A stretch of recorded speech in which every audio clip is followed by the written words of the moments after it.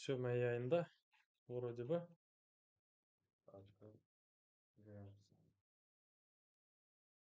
Yayında mı? İyi звуğunu hem gör. Al istersen naушниği tak. Salam aleykum.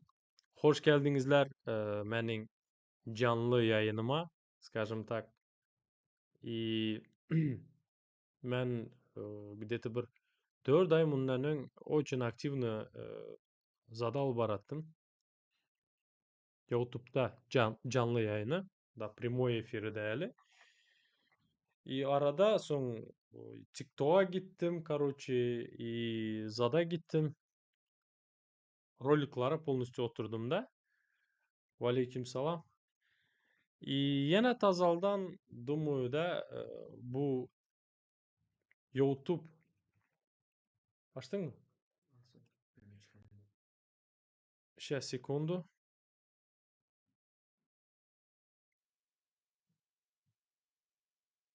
Neme çıkan yok. Çıkan yok ki zaten. Yayınımız. Ben şunu şaşırdım. Yine çık otur ona.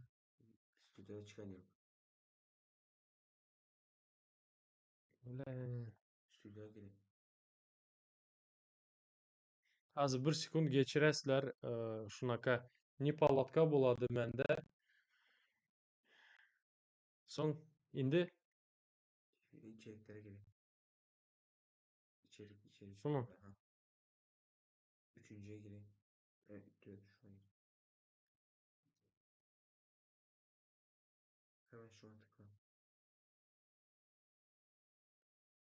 Sonra Mitros'u basın şu an.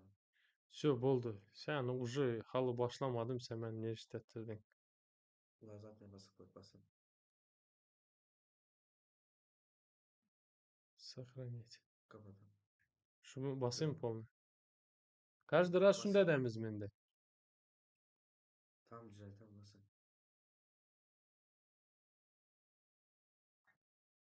Извиняюсь. Geçiresler. Kiçkineni palatka. Sırası düzelttik biz bunu. Agam qovumu. Yağdaylarınız şükür. Şükür Allah'ıma şükürler olsun yaxşı. Aşır ağam sana sorağı berip bilir mi? Никаких проблем. Ben şu gün qovum Alişer. Minnettar. Нормально. Allah'ın izni bilen. Şu gün mən sizləri вообще benim yakı gepim çala kaldı geçiresler. Сделаем так, qaranglar, hörmətli vatandaşlar. Надеюсь, sesim bar oturan. Ava, yazsanızlar. Sesim qanday? Oğlum. Все нормально. Все işte tutman. Mən sizləri şu gün vatan xabarları indi qanday? İndi vроде бы нормально. Vatan xabarlarını alıp gideceksizləri. Vatandan xabar alamız. Həmməmiz bilə. Ağzı birlik bilen inşallah. Все, öçür.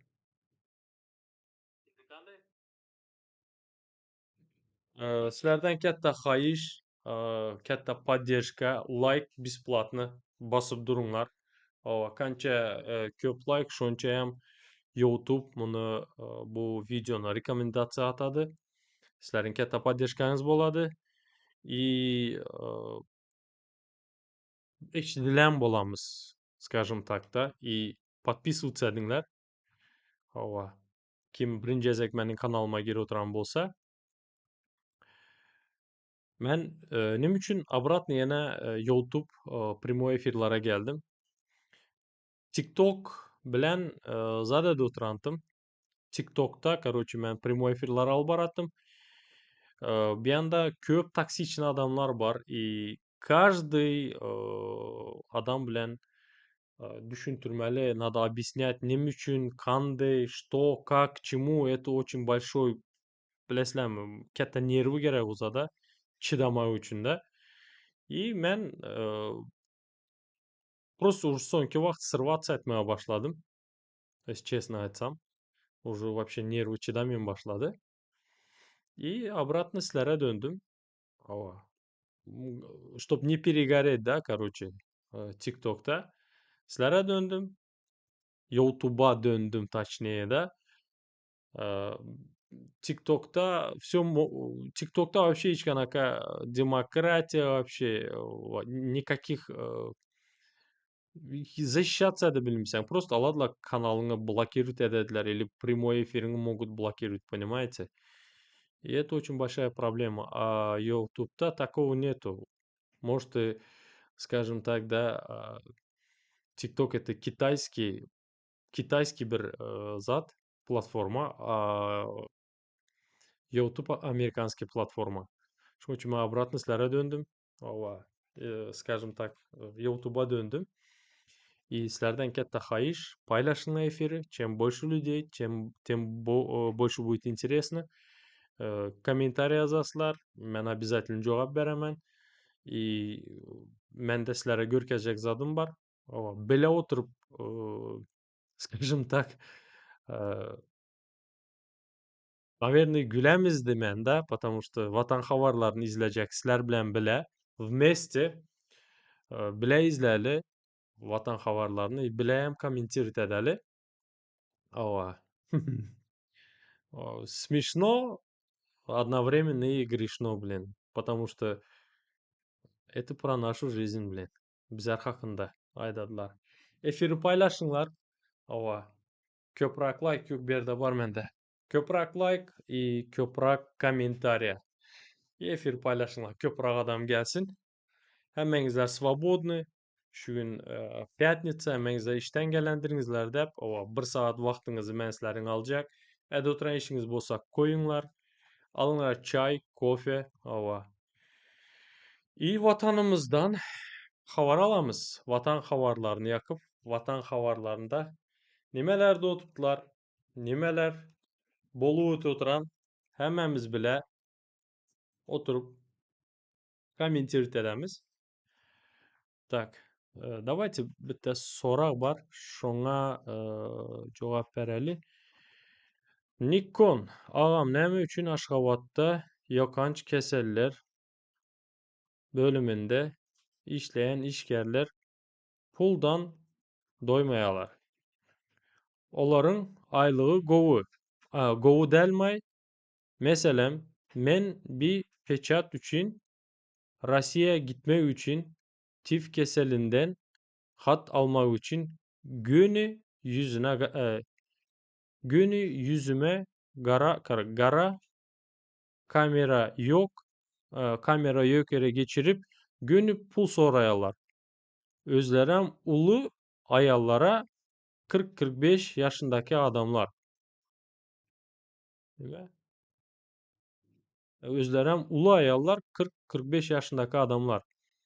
Men bir peçat için özüm 1500 manat köne puldan 1500 manat puldan berdim. Sonra menden başka da yine 6 oğlana yine şu pulu verdiler. Şolar bu aradan aydıp geçsen. Karanglar, maalesef Türkmenistan'da чисто на понятном, чтобы айтсаң, lişni emcek çıkarardılar da 6. emcek, 7. emcek. Halkı sağmak. Bilesem, tif keselden hem zaten ayrı ötesen, piça durdurmalı, podpis durdurmalı, bürokratiya sokadılar. İtem sizlere ne şunaka просто bunu halkı soymak. Düşünesizler mi? Вот как там? Nikon dava edecek. Конечно dava et. Конечно dava et. No sen nimeden korkasan bilesen mi? Nikon. Sen korkasan sen şu dokumenti alıbilin mende. Понимаешь? Вот ситуация. Adamlar şundan korkadılar. No sen kaçan da davit etsen şolara. Kaçan da naijat etsen şolara. Şu vraçlara. İçine hem sapoklara. İnan bana olar senden çekinediler. İnan bana olar senden korkadılar. Понимаешь? Ama bizlerde adamların şuna ters düşüncesi var. Yok hazır dava açsam bana dokument vermedi. Лучше ben susayım bilin ben şu pulu berin içine sapok, понимаешь? Вот она situatsiya. Sizler korkasılar. Korkmalamaz. Dava etmeli. Buna icad etmeli. Hakkı yok senin. Kanka aylığı var, zadı var. Ne için senden sorayım işi yok? Ha? İşe işe şuna kazattan korkamız. Men de hem şuna katı. Это службадан geçip bir an vaktim tam işe girecek vaktimde bizlerem zili unuttuk, bizlerem düşünmedik. No son düşünmeye başlasan. No sen az şu zattan ötüp yüreğen bolsan, просто menden sana savet, korkma. Absolutni çekinme. Понимаешь? Sen даже analiz tavşırmadan içine sapoksan dokument alıp bilesen, понимаешь? Türkmenistan'da любой zat satın alıp oladı. Понимаешь? Adalatı также satıvan boladı, satınan alıp oladı. Şunun için mening sana savetim просто давай desen. Просто наезжать edesen. Kandı senden naglı kameranın tekinden çekip soru turana. Gidesen gene şundu. Şunu tek naglı bara bile. Тоже наезжать edesen ona. Düşünün ilem gidesen gene şu prokuratura boladı. O komitet boladı. Взятка soru tuttular. Все kurtardı. Bana zadı berinler. Фальшивый pulu berinler içine sapok meyalti berin. Basıp alınlar şu vrачы. И все. Ну bizlerde опять-таки o komitet şu vrачın komitette tanışı bolsa опять-таки разыграют это, да? Но menden sana savetim bas. Hiç durma. Bolmasa prokuror zat gören ok men aydıp gördüm. Dava et. Так, короче, yine bir zat lista 5 manat yazık dur. Peçat bilen töleği bizlerden 25 manat alıyor. İçine düşenler dedi. Senin bilen ne edip havarlaşıp bolya. Ben Telegram kanal açamam. Nasip olsa ben Telegram'ı koyamam inşallah. Ama bir защищенный bir Telegram onların. Обязательно öz ссылкаларымda koyamam. Чтобы havarlaşma için. Никаких проблем. Никаких проблем. Давайте основной темaya geçemiz. И ben sizlere görkezecek zadım var. Просто расслабьтесь. Çay, kofe. Ekrana karşı oturunlar. И başlayalım.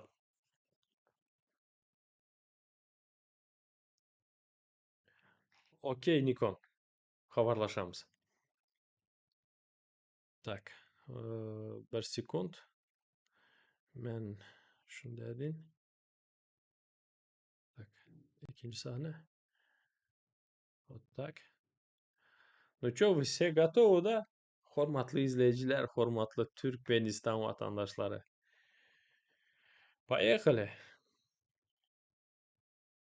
Assalamu alaykum hormatly adamlar. Garaşsyz hemişelik betarap ýurdumyzdaky täzelikler hem habarlar bilen tanıştyrýan Watan habarlar gepleşmede başlaýas. Şun Türkmen halkynyň milli lideri, Türkmenistanyň halk masadynyň başlygy, gahrman arkadamady Gurbanyguly Berdimuhammedow arkada şäherine iş taparyny amala aşyrdy. Akylly şäher konsepsiýasy esasyna bina edilen täze şäherde gahrman arkadamady gurulmagy meýilleşdirilýän desgalaň şekil taslamalar bilen tanışdy. Hemde degişli ýol başlayan gatnaşmany iş maslagyny geçirdi. Блядь, архитектор ёкарany бабай, бля. И халк maslahatynyň başlygy bara. Ёбаный. Ey çide safok. Поехали. Ýer bilen gahrman arkadagymyz akylly şeker konsepsiýasy esasyna bina edilen arkadag şekerine geldi. Gahrman arkadagymyzyň iýlikderli tagallasyndan we ihlasyndan binýat bolan täze şekerin gurulşygynyň ikinji tapgyryna alınıp barýan işler häzirki zaman talaplaryna laýyk derejede dowam edýär. Şunun bilen baglanykda arkada şeherine barýan ýollaryň ýanyşyk ýerlerini abadanlaşdyrmak, ýol ýakalaryna oturdylmagy meýilleşdirilýän heýkelleriň we bilik serişleriniň görnüşlerini kesitlemek boýunça maksatnamalaryň çäreler durmuşa geçirilýär. Gahrman arkadagymyz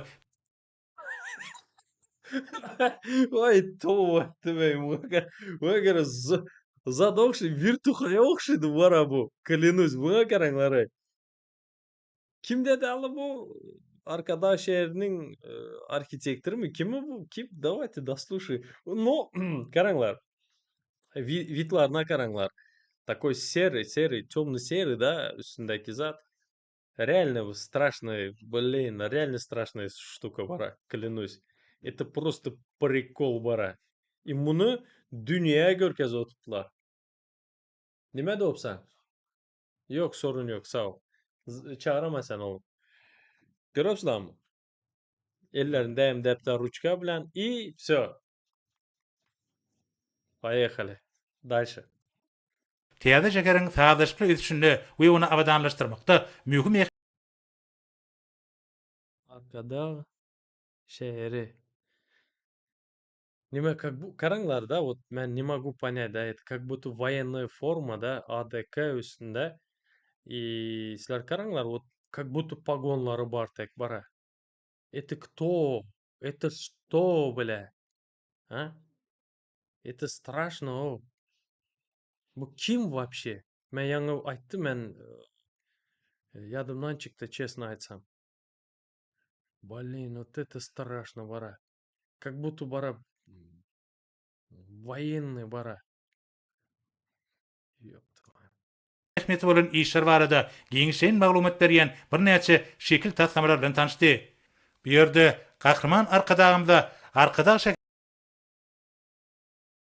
Вот это все и нашу бара, весь и нашу город. 5 миллиард. Бля, вот караңlar, да, вот с птичьего полета 5 миллиард и нашуңа гитти. Представьте себе. Ёкараны бабай. И өз адını koydu эре. За наши деньги, даже не за наши, да, мұны вроде бы, да, Европа задатты. Не то, что спонсирует это, да, кредит вроде бы берді, да, на это, шу şehre. Мұны алып вроде бы bizler төлемeli, halk төлемeli. Там сколько считанные жайлар бар, да, это, и умный город. Вот это вообще ортадaki бар, görüyorsunuz mu? Вот это ортада там Halı Gölü бар, вот это. Katta как бы парк, да? Вообще зачем оно? Просто мен bilmem bara. Bir anda domlar birbirinden uzakta. Ne magazin. Удобно emez, ben 100% uverim bara. Понимаете? Блин. Давай дальше. şekeriniň ahaltaki atlary şa ýolunyň uğruny oturdurma meýilleşdirilýän bidiwleriň şekilleri görkezildi. Şekil tasamalar barada Türkmenistanyň prezidentiniň ýanynaky arkadaş şekeriniň gurulşygy boýunça döwlet komitetiniň başlygy Oradow hataba Arkadaş şehrinin boyunca зады. Kimi dedi блин? Послушаем, да, что он сказал? Я не понял. barada Türkmenistanyň prezidentiniň ýanynaky arkadaş şekeriniň gurulşygy boýunça döwlet komitetiniň başlygy Oradow Devlet komitetinin başlığı. Böyle forması как будто военный так, клянусь. O türmelerin zadı tek bara, начальниги так, клянусь. Karanglar muňa. hatabat berdi. Ýa-da zaman talaplaryna laýyk derejede awdanlaşdyrylýan şa ýoluň uğruny şöhraty dünýä dolup, ady riwayaty urulan bedewleriň heýkelleri götürdiler. Heýkelleri döwrewap binagarlyk sözgütlerini özüne jemleýän binýatlaryň üstüne oturtmak meýilleşdirildi. Şeýlegem gahrman arkadagymyň ulal beren taşyklaryna laýyklykda heýkeliň binýadyna bedewiň taryhyna, gelip çykyşyna degişli ýazgylar ýerleşdiriler. Gahrman arkadagymyz paýgasy pederlerimiziň taryhyny dowamly döreden milli gymmatlyklaryna aýratyn ähmet berilmeligini belledi. Munyň özi üzüp gelýän ýaş nesilleriň halkymyzyň milli gymmatlygy bolan ahylteki bedewlerine bolan bu ýysanjynyň we sevgisiniň Ровно hazır сколько? 3 минуты, да? Ben düşündüm to, что arkada Aşkabad'a geldi, zaten arkada şehrine geldi. И zat enene bu Virtuhay, короче, встречать etti. И bu bir zatlar görkezi oturanda.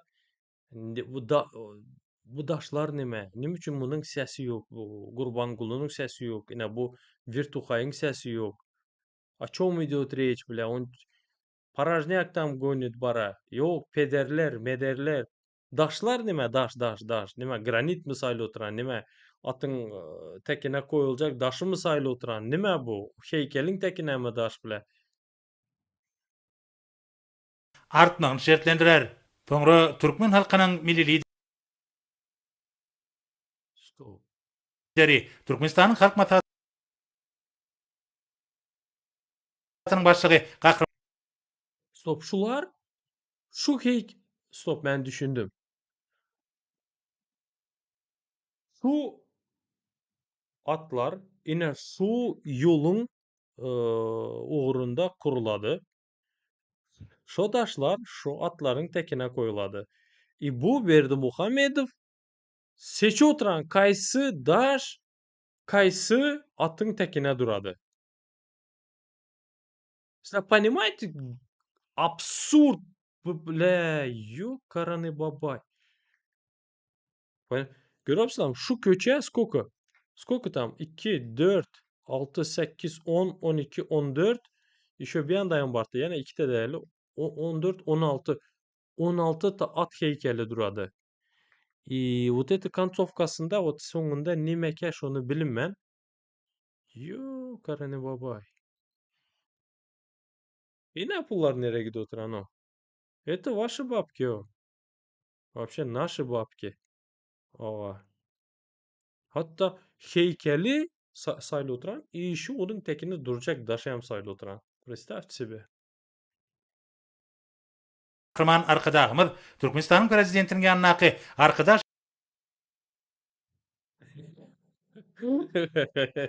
Bir padişahım padişah oturan, bular oturmak bolmadı bulara.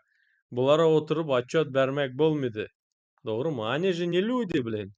Bu ikisi. Они не люди. Понимаете? Buna отчет verende emmesi ayağı üstünde durmalı. Еще, блин, смешно bara. Bunun üstüne hem zat giykiziptiler, блин. Как будто kir boladı bara. Натуре. Bunu hem bütün dünyaya görkezediler. şehrinin kuruluşu boýunça Döwlet Komitetiniň başlygy Oradowyň hemde arkadaş şehriniň häkimi Mehmedowanyň gatnaşmagyna iş maslahatyny geçirdi. Oradow ilki bilen Täze şehriniň kuruluşynyň ikinji tapgyryna alınıp bolýan işler barada hatabat berdi. Bellenşýäri bu tapgyrda meýleşdirilen gurulşyk işlerini yerli gurulşyk kompaniýalarynyň we hyzgdy kärhanalaryň 50den gura gatnaşýar. Şol buratyň özünde arkadaş şehriniň Lukmançylyk klasteriniň binalarynyň gurulşygyny daşary ýurtlaryň dünýä belli kompaniýalarynyň 5-de işleýär. Şeýlekem madawatyň çäklerini Oradow Ýaponiýa we Koreýa respublikalaryna iş saparyny amala aşyrmagy hemde ol ýurtlarda arkadaş şehriniň Lukmançylyk klasteriniň binalarynyň enjamlaşdyrylmagyna gatnaşmagy istek bildirýän kompaniýalar bilen alaşyklary degişli resmi nämeler arkaly berkitmäge döredilen mümkinçlik üçin hormatly prezidentimide we Gahryman arkadağymyda hoşallyk bildirdi. Bellenşýäli halkara mali guramalarynyň arkadaş şeheri bilen hyzmatdaşlyk etmäge bolan gyzyklanmalary iýilikderler tiýär. Häzirki wagtda arkadaş şeherine gün panelleri arkaly gaýtadan dikildirilen tebigy çeşmeleriniň elektrik energiýasyny öndürmek maksady bilen täze tehnologiýalar ornaşdyrmak hemde suw serişdelerini gaýtadan işlemek üçin niýetlenilen taslamalara grant gollawyny bermek boýunça degişli işler alınıp barýar. Stop. Grant goldağlarını отчет так. Kanaka grantara, bratан. Gurbangulu Berdi Muhammedov. Kanaka grant? Kimden grant alacak, bratан? Ha? Что за гранты?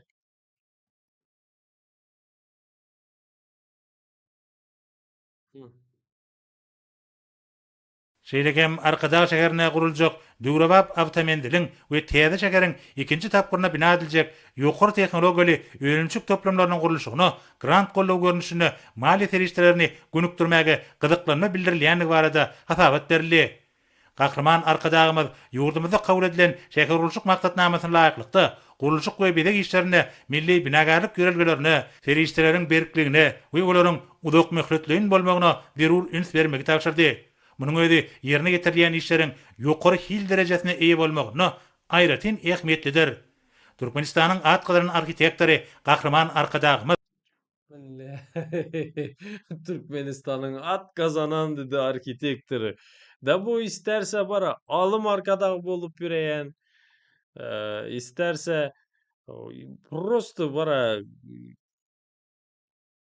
просто erta çıkıp men peygamber dese şu gün halka yutturup biladi unyam, понимаете? Это, блин. Täze şekerin gurulşygynyň ikinji tapgyryna ölümçük toplamlary bilen barkatarda durmuş maktatly binalaryň gurulşyklarynyň dowam edýänini bellep, diskalaryň taslamalary taýýarlananyna, ilkinji nobatda olaryň bu günjügiň tebigi aýratynlyklar bilen sazlaşmagynyň we diskalaryň ýanaşyk ýerleriniň abadanlaşdyrylmagynyň hemde şekeriň ekologiýa derejesiniň saklanmagynyň mümkin talap ýökümine kesgitlenenini belledi. Ekologiya desemi? Ekologiya. Bir şey, şu şehrin üstünde ekologiya bile ha. Habarın var mı? Metan atı oturan, metan.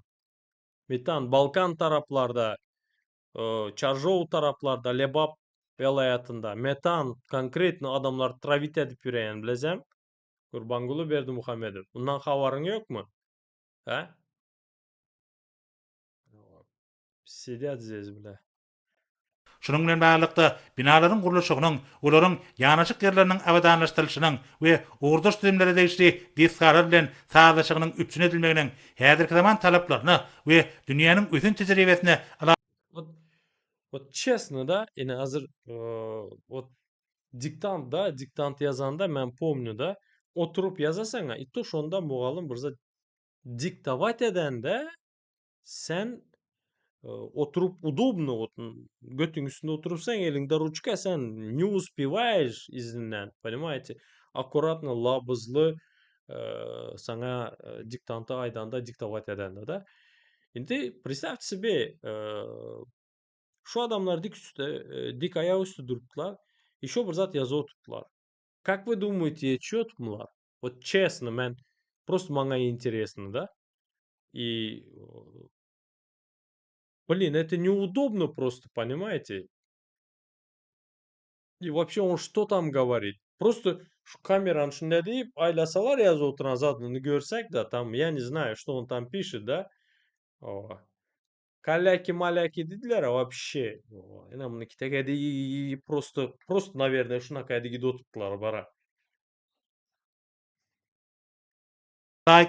Это издевательство başka iş adam emez. Şu zadın üstünden enene bu Gürtuha bilen o gelineceğinin üstünden это издевательство başka zat emez o. И еще bütün dünyaya görkez oturan. Ene şu zadı.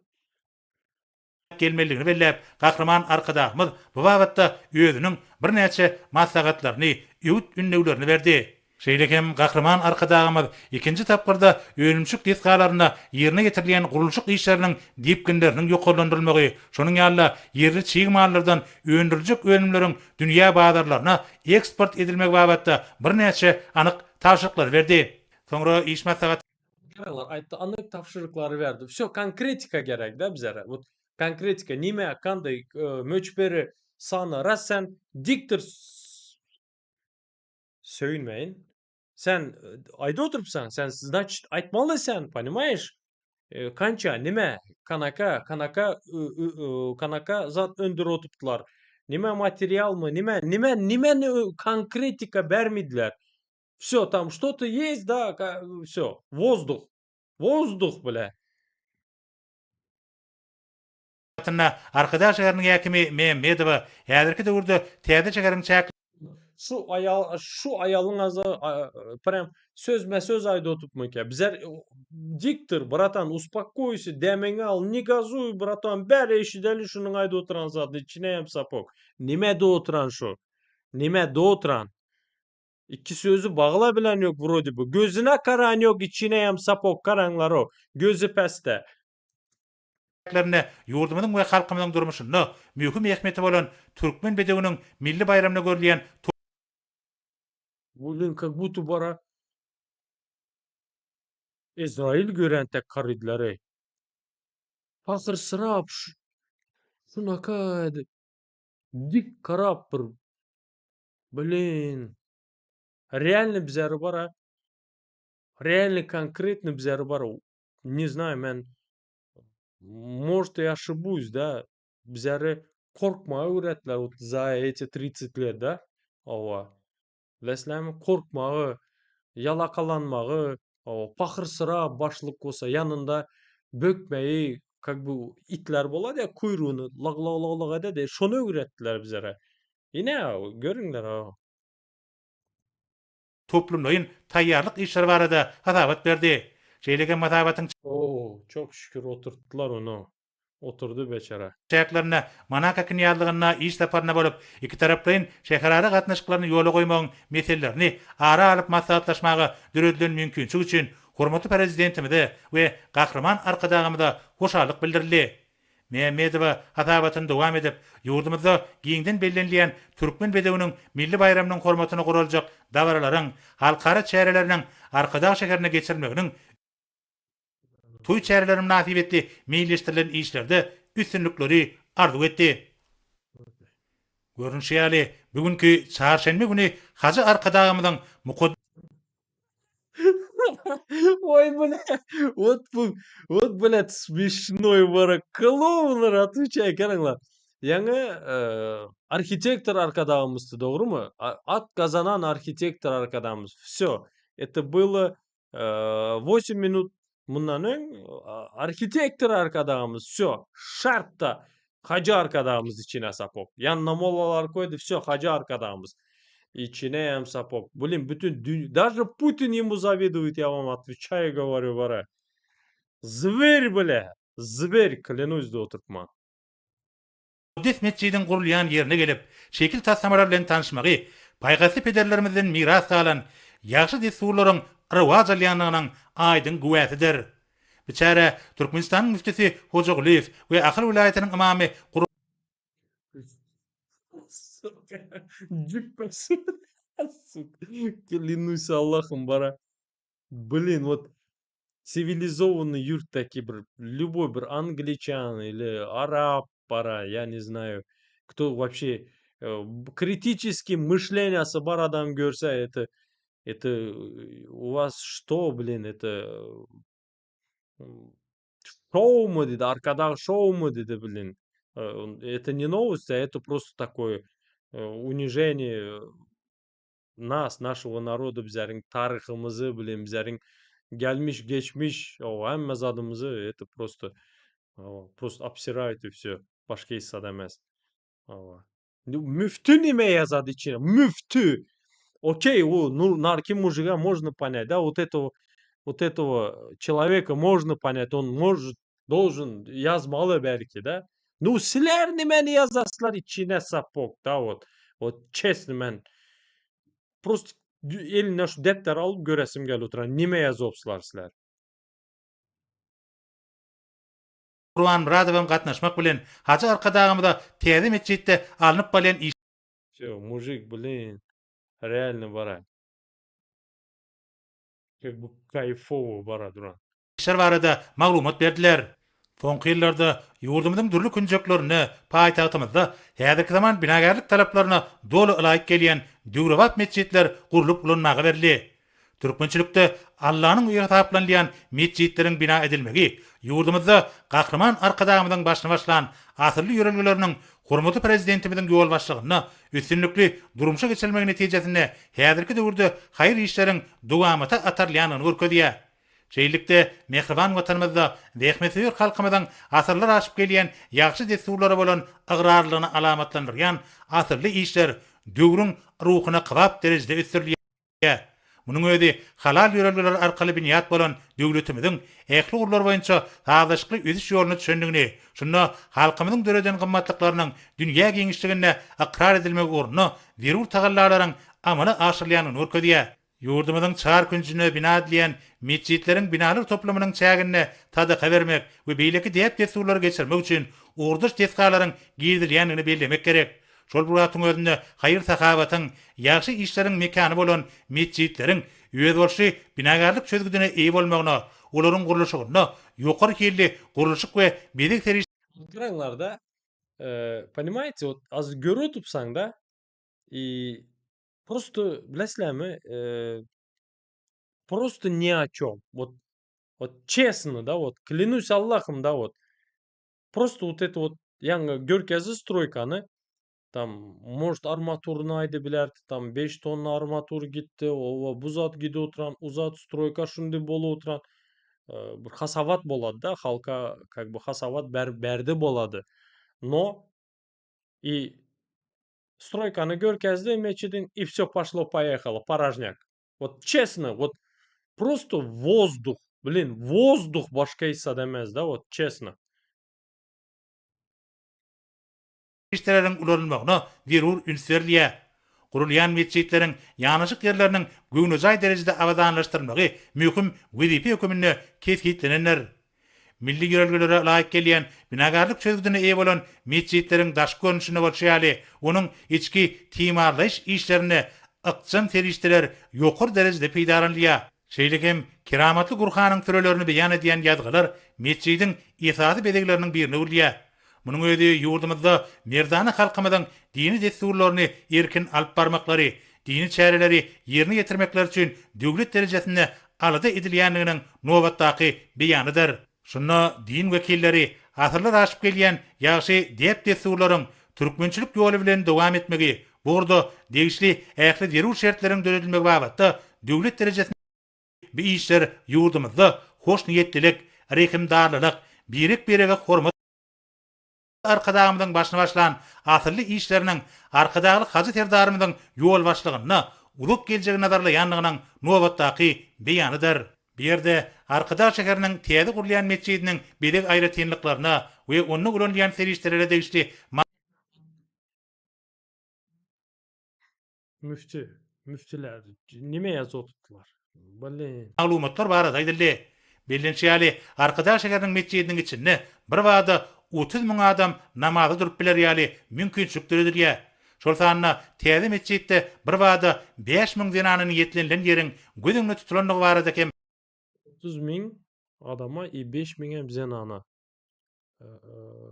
Zat laýyk meçhit kur oturanda. Başgasynä maýdar mikeler. Maglumat berildi. Bilinçiyali häzirki döwürde ýurdumyzda türkmençilik täplerini netijeli alyp barmak, Gurban bayramyny we Urada bayramyny degişli derejede dawarlandyrmak ugruna zerur tagallar edilýär.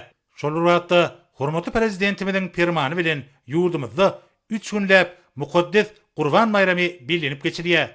Şol günlerde haç bardany berza etmäge istek bildirýän watandaşlarymyzyň köp sanlysyny Mekke Medina ugratmak, bu ugur boýunça howa gatnawlaryny ýola goýmak babatda döwlet derejesinde alada edilýän üçin Türkmenistanyň müftisi Hacı Arkadağymda hemde arkadagylyk hacı terdarymda din wekilleriniň we tutuş halkymyzyň adyndan hoşallyk bildirdi.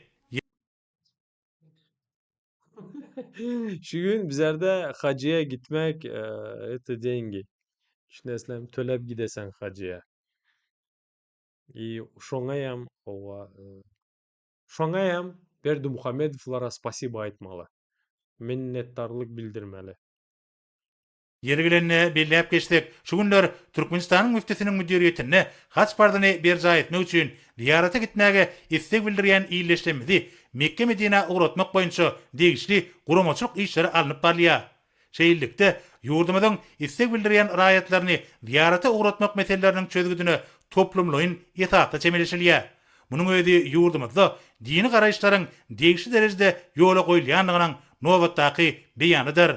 Hacı Arkadağymyz Türkmen eline yol çekmegin, köprü gurmagyň, meçhit bina etmegin soga iş gataplanýanyny belläp, bu wagtda alınıp barýan işleriň türkmençilik ýöreglerine laýyk gelmek ugruna zerur tagallarlaryň edilmeligini aýtdy. Haýyr sagabatyň hasabyna bina edilýän meçhitleriň türkmen topragynyň mukaddes günjeginde gurulmagyna çuňur many bar. Arkadaş şekerine gurulýan meçhidim türkmençilik ýolunyň dowam edýänliginiň aýdyň tutnamasydyr. Şunda ýaşy desturlary haýyr işler bilen utgaşdyrmak, asyrlar aşyp gelýän mukaddeslikleri sarpalamak ýaly deplerimiziň rawaşlanýanyny görkezýär diýip Gahrman Arkadağymyz belledi. Mukaddes toprakda gadymy hemde häzirki zaman binagarlyk deplerine laýyk gelýän täze Döwrawat meçhidiň ulanmagy berilmeginiň pardy işleriň dowamdygynyň aýdyň beýanydygyny belläp Hacı Arkadağymyz din wekillerine mundan meýlekde hemme taraplaryň himayet beriljekdigini aýtdy. Türkmenistanyň müftisi Hacı Arkadağymda hoşallyk bildirdi ve yurdumyzyň abadançylygyny, halkymyzyň parahat hemde asuda bagtyar durmuşyny, hacı arkadağımyzyň we arkadagy hacı terdarymyzyň janlarynyň sag, ömürleriniň uzak bolmagyny, hayır işleriň arawaşlyklary beslenmegini büyük bir bardan dile getdi. Türkmençilikde milli dep desturlary, medeni gymmatlyklary saklamagyň sogapdygyny bellep, gahrman arkadağymyz hemmilere alyp barýan işlerine üstünlük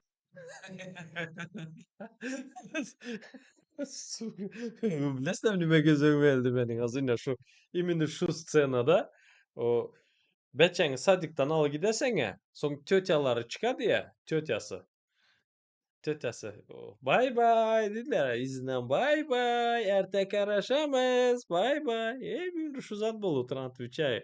Как дети, зачем это? Eğerde beni Gurban Asos или вообще şu hökmet söyerler eşde oturan bolsaňyzlar, исправьте, aydyňlar şu zatlar etmesin. Это вообще по-детски, понимаете? Худо детский сад, я вам отвечаю, говорю, вара. Вот новости это просто ни о чем. Düşünesizlermi? Вот новости ни о чем. Enene şu vatan havarları. Aydyňlar düzeltsin o. Gelende bile 2 eli bükülüp salam berediler. Gidende bay bay. Ova güle güle bile. arzu etdi ve birden uğradı. Sugun Türkmen halkı milli lideri hormatly Hazar Kadamyz Gödel Arkadaş şäherine gelip bu ýerdäki guruluşy dowam etdiren Döwrewap 30 000 adamlyk meçidin guruluşyny tanışdy. Özüniň döwletli maslahatlaryny berdi. Bu gurulýan meçid halkymyzyň haýyrly hawadyny gurulup, hormatly Hazar Kadamyň hem arkada Hazardarymyň uly gollawlaryny alyp barylýar. Türkmenistan döwletimizde raýatlarymyzyň, halkymyzyň öz beýik bir öňündäki tagat abadatlaryny bir kemsi berja etmekler üçin ähli mümkinçilikler döredilýär. Ýa-ni kynna Türkmenistan döwletimizde mukaddes Ramazan aýynda bütün halkymyz bolup agzyrlikde, jewislikde hem tarawa namazyny kyldyk. Agzyrlik bilen hemmämiz halkymyz üçin, ýurdumyz üçin, arkadaly terdarymyz üçin, Haza arkadağımız üçin doga dilegler etdik. Ýurdumyzyň ähli künjegine Sizler конечно edesler. Sizler конечно edesler.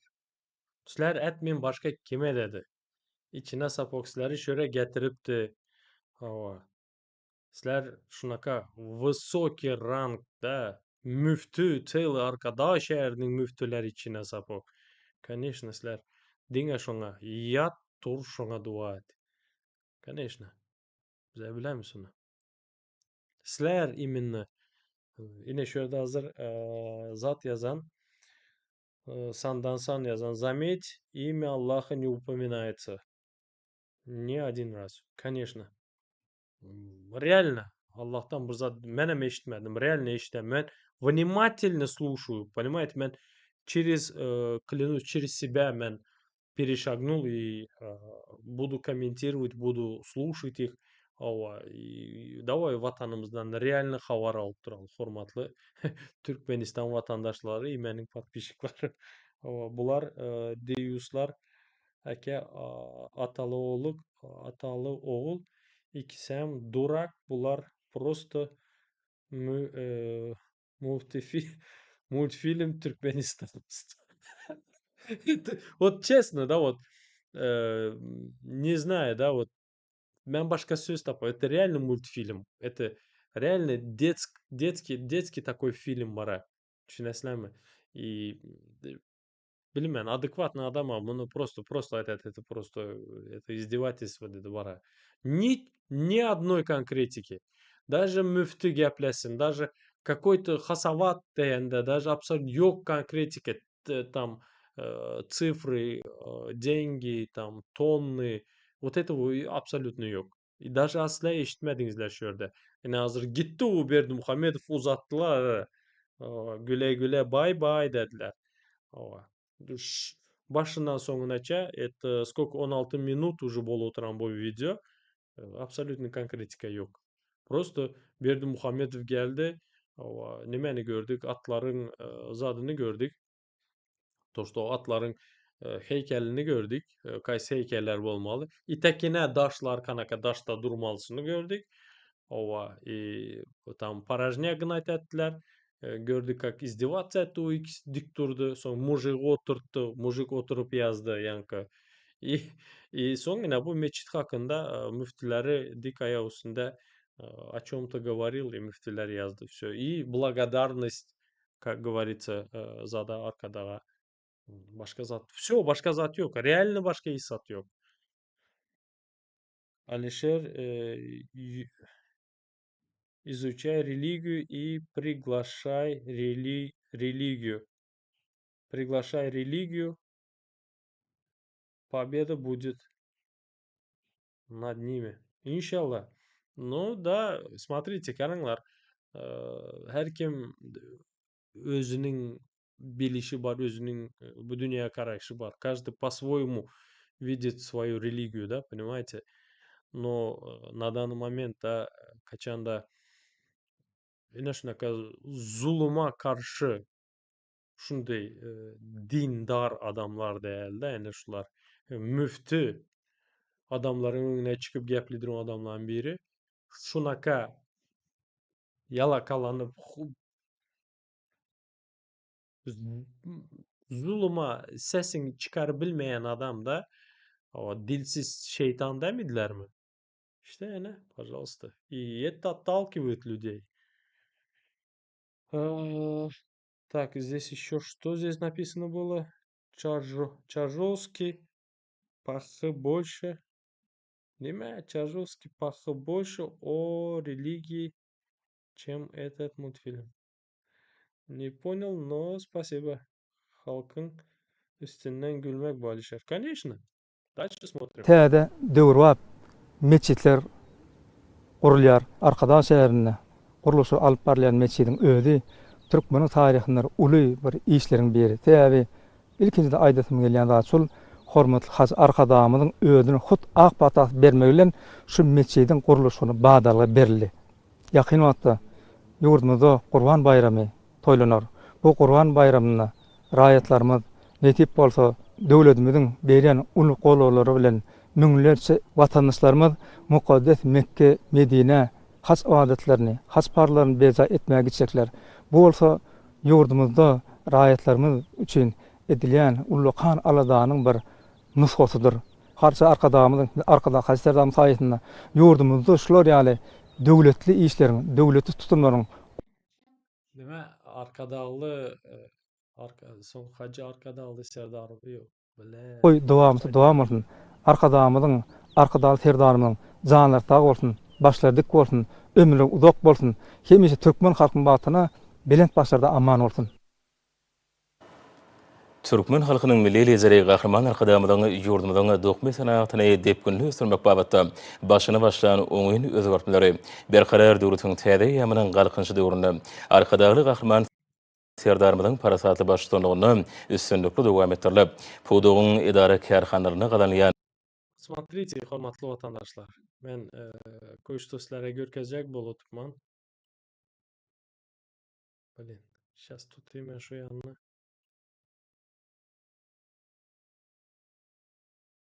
Karanglar, görüpsizlermi beçeleri? Вот видите, ine şu çağaları kanda oturupdylar. Может, az yine görkezediler üstünden yine bir durup ötemiz. Şu yaştaki beçelere это неестественно. Şunda oturmaydı şu beçeler. Их заставляют под камеры. Понимаете? Вот так, şunda oturmak это советская идеология. Eğer de şu beçeler просто свободно koyarsan никогда в жизни şunda oturmaydılar. Понимаете? Это все неестественно. Это просто...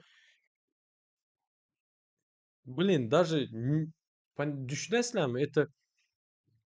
Так, şunaka şırma koyuptular, что все страдают. Şu şırmanı сценaya çıkan adam он страдает, понимаете? Будь то kichkine beçe и 60 yaşlı зрелый адам болsun, не имеет значения, да? Не то, что зрелый, да, он пожилой адам болса, все равно будут страдать. 6 yaştan 60 yaşaça страдают. Смотрите, oturttular, им неудобно. Вот так hiç kim oturmadı. И это нормально, адекватный адам biladi то, что это просто под камерой әділ отырған затлар, понимаете? И азыр дальше больше көркезеверсе, просто мен азыр просто давайте мен прокомментирую. Дальше больше көркезселер, конечно. Ösürmek babatda başyna başlayan oňyň özgörtmeleri berkarar döwretiň täze ýamynyň galkynçy döwründe arkadagy gahrman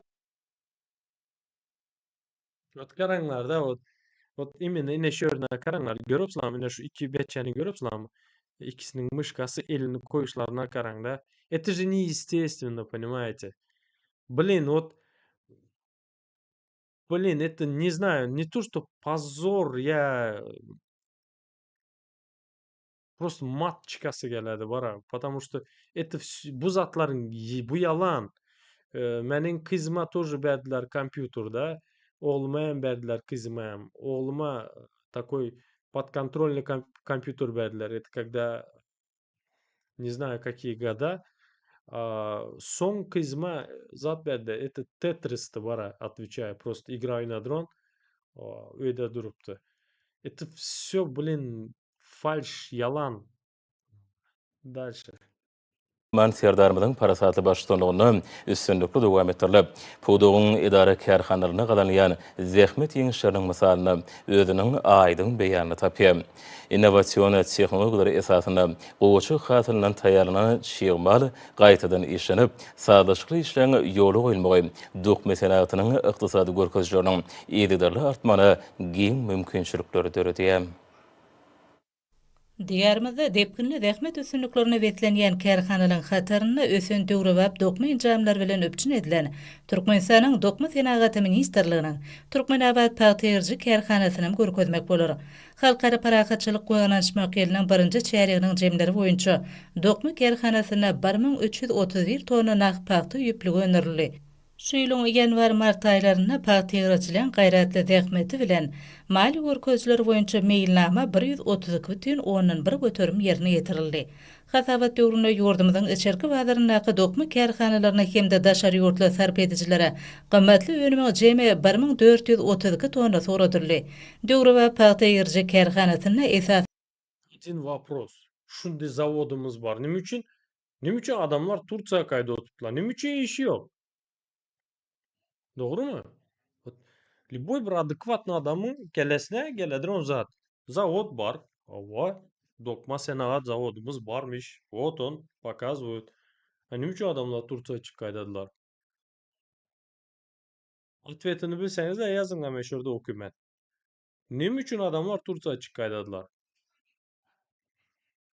Пожалуйста, sesinizi astarak beçeler. Yazınla ben прочитаю. Ова. Men bilem atvetini. Men az atveçivam.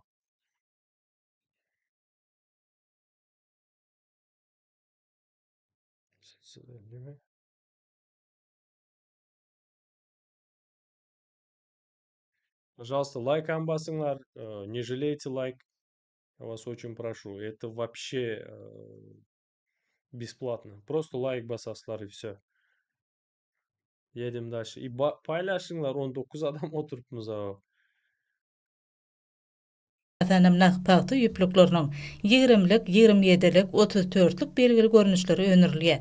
Önümçiligiň ýoly goýulmagyna Günnogor welaýatynyň paýtarasylyjy kärhanalaryna gaýtadan işlenen gowy hasyla çyýmal bolup hyzmat edýär. Dokma kärhanasyna taýýarlanylgan naq paýty ýüplüğiniň hil derejesine aýratyn ähmiýet berilip, deýişli hunermenliň gödäwçiligine saklanylýar.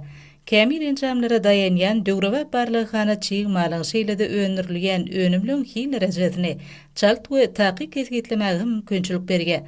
Kärhananyň agda bir eşik tıklarına çıkaran Türkmen halkynyň milli lideri Gahrman Arkadağymyza hemde Arkadagy Gahrman serdarymyza alkyşlarynyň hoşallyklarynyň çägi ýok. Anasını satayım bak. Şolar bolman bolsa yana Türkmenistan dimşe derdi. Sizler dimşe derdinizler hormatly vatandaşlar. Görüpsizlarmy? Ot şolaryň saýasynda hemme zat gültek diňe şolara şohrat aýtmak. Только их надо благодарить. Şunday katta zavodumuz var. Nim üçün Turkiýa adamlar çıkkaýdady? Потому что işe almadylar. İşe girjek bolsaň, взятка bereseň, Взятка beresen. Vot. Ene şonun üçün adamlar tuta çıkaydadılar.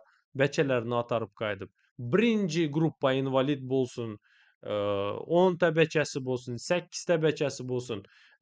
Ili hatını çıkaydadı. İlici eri çıkaydadı. Понимаете?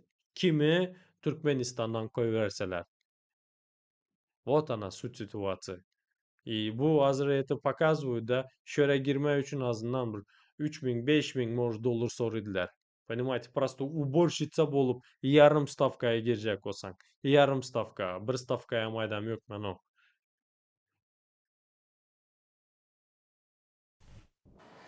Ösen texnologili enjamlar dönüpçülerini yuqur hili önümleri öndürmekte adıgan kärhanalan biri. Bayramal şehrindäki Senagaçlar we Telekaçylar birleşmesiniň agdasy Şafran Harit nişanly emeli ýüpök keşde sapaklaryny keten hemde köýneklik matalaryny öndürýän hususy kärhanasydyr. Kärhananyň ady bir işgäleri halkara parahatçylyk we ananyşmak ýerinde täze önümleri öndürüp ýurdumyzyň telekaçylyk ulgamyny ösürmekligi münasip goşantylaryny goşýarlar. Berqarar döwletimiziň täze ýamynyň galkynşy döwründe daşary ýurtlardan getirilýän haritlaň orun tutýan önümçiligiň görnüşlerini möçlerini artdyrmak, ýurdumyzyň eksport kuwwatyny pogtalandyrmak, hormatly prezidentimiziň milli ykdysadiyetimiziň pudoklarynyň öňüne goýgan esasy wezipeler bolup durýar. Döwre we önümleri öndürüp, iş öndürjiliklerini döwrüň talabyna laýyk alyp berýän kärhanalaryň birim Bayramal şäherindäki Tenagaçylar we Telekaçylar birleşmesiniň agdasy Şafran Harit nişanly emeli ýüpök keşde sapaklaryny keten we köýneklik matalary öndürgen hususy kärhanadyr. Kärhananyň zähmet söýür işgärleri häzirki wagtda Hususy Sopsun birinin kärhanasy. Okey. senden gowrak dörlü renkli keşde sapaklaryny, dörlü renkli keten we köýneklik matalaryny, 15 dörlü renklerde ýaglyklary öndürüp, eçerki bazarlarymyzda önüm ölçülegini öpçün etmek işlerine münasip goşant goşýarlar. Bu hususy kärhanada sapaklary taýýarlaýyş tigirleri saraýjy, dokma hemde gaplayjy bölümleri, şeýlede çiýmalary we taýýar önümler saklamak üçin ammarlar hereket edýär. Kärhana örümçilik bölümlerinde dünýä belli kompaniýalaryň kuwwatly tehnologiýaly enjamlary öndürjilikli işledirýär. Bu kärhanada öndürilýän dörlü renkli keten Bayramalı dedi. En köp, hatta bizlerin aktivistlerin arasındayım, bayramalı yiğitlerimiz, kızlarımız var. Aktivistlerin içinde.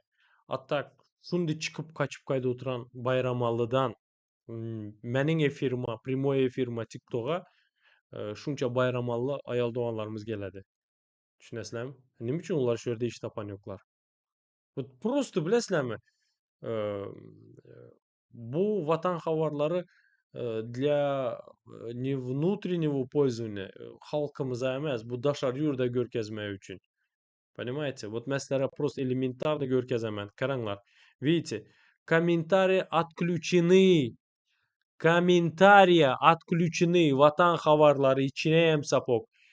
Комментарияны өчүрүптүлөр. Все, просто им просто geçiresizlermi? Насрать на то, что, bilesizlermi, кто-то gördü, yok. Целый 50.000 подписчиги бар. İçine hem sapok. 15 ta like. Neçe saat boldu? 2 gün bundan ön bu havarı beripdiler. 2 günde 15 like alan, 2200 просмотр alan, комментарии отключены. Вот зада giresen в этом, пожалуйста, описание 0. Sizler hazır mənim videom tekine girinler, stok описаний бар. Там ссылки есть, что, как, к чему. Bu vatan havarları. Nim için zat şu yalanını просто adamlar aydı bilediler, понимаете, комментарияда. Они боятся этого. Им bu просто для за рубежа, вот, dünyaga aytmak üçün. Düşündüňizler? Это внутреннее потребление üçün emas. Ine просто giringler de, ine karanglar da. Eğer de sizler maňa inanmasaňyz da içine sapıp giringler. Özüňizine vatan habarlary da yazasızlar. Giringler zady görüňler. Описаниясını görüňler. Или комментарий yazacak bolunlar. 15 adam, 50.000 подписчик, 50.000 подписчик, 15 ta like, 2266 просмотр. 2 günde. Sizler düşünüyorsunuz mu suç situasiýasy?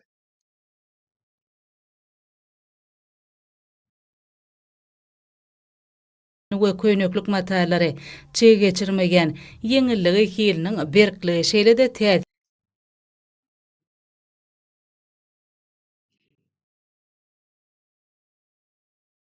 Adatdakylardan has köp adamly boldy.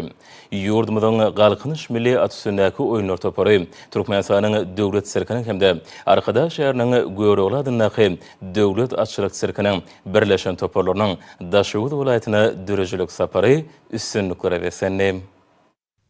Halkara paragatçylyk we ananşmak ýylynyň ajaýyp günlerini ýurdumyzyň galkynyş milli atüsündäki oýunlar toparlarynyň Bu Лебаб вилаятында вроде бы açılanda. Просто караңlar да вот честно, да вот клянусь Аллахом, мне что бесит да во всем этом. Караңlar. Вот индийский кинонun üstünden gülemiz de.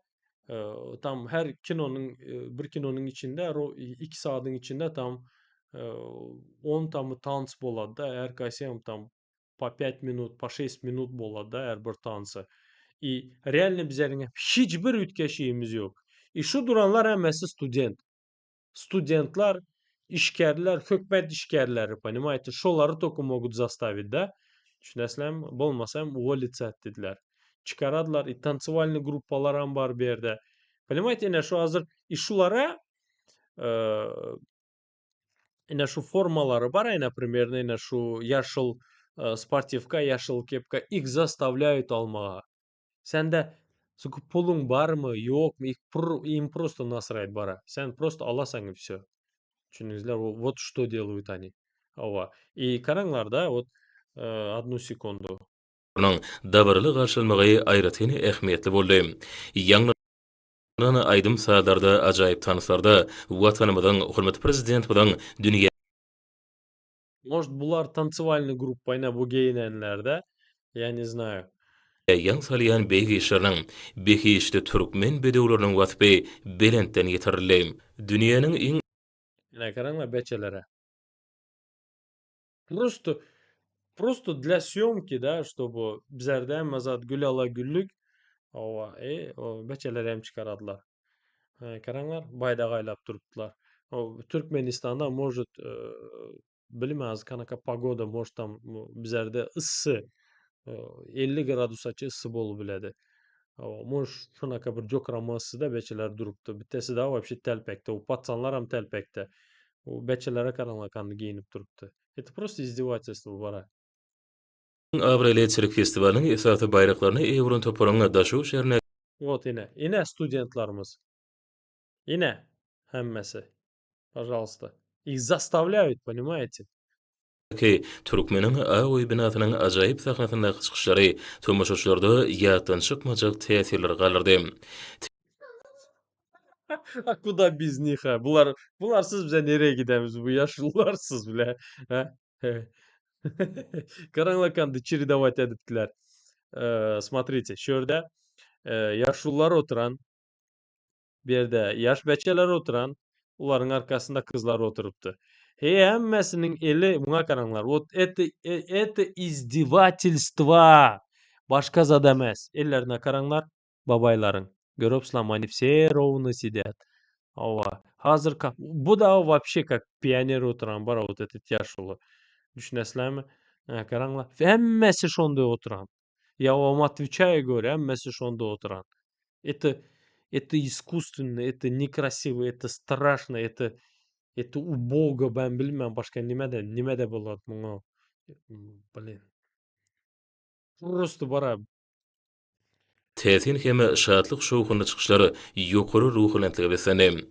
Halkara paragatçylyk we ananşmak ýylynyň ilkinji aýyna Monte Carlo şäherine geçirilen 47-nji Halkara Çerik Sunugy festivalina öz çykyşlary bilen dünýäni haýrana goýup altyn bayragy hemde beýleki ýüri top bayraklary munasip bolan galkynyş milli atüsündäki oýunlar toparynyň agdalarynyň atüsünde ýerine ýetiren dürli tilsimleriniň bedewlere usatlyk bilen erketmekleriniň milli Çerik Sunugynyň öz bolşly aýratynda bolup durýanlygy bellidir. Atüsündäki milli oýunlar çelşirimli tilsimler ýöneşler, dürli emeller, çapýan bedegiň üstüne dik durmak ýaly çykyşlary dabara gatnaşanlara şatlyk paýlady.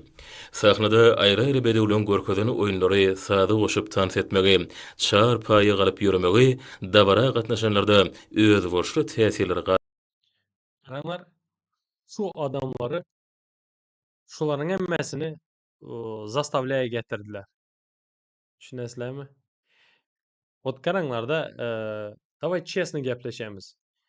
Eğer de sen по своему желанию gelsen, sen всегда удобный zat giyesen. Sen takya takmysan. Понимаете? Sen takya takmysan. Sen kostüm çalvar giymisen. Sen неудобный baş giymisen. Sen обычный джинсы, футболка, giyesen kaydasan. Doğru mu? Bulara karanglar hemmesi однотонно, одноцветно, как cüceler tekde. Hemmesine oturttular. Смотрите. Randомный sat yok bir yerde. Просто tupо randомный sat yok. Karanglar hemmesinin kellesinde takya. Kızların kellesinde takya. Hemmesi kızıl. Hemmesi kızıl. Ellerine karanglar. Просто hemmesinin ellerine karang. Это как бы bilesizlermi? Akkuratno düzlen oyuncaklar tek. Yine karanglar. Hemmesinin ellerine karanglar. Görüyorsunuz. Paçanlara karanglar. Hemmesi kara zatta. Kara kostümda. Hemmesi. Здесь yine bir de yaşlılar oturanda. Понимаете? Ova.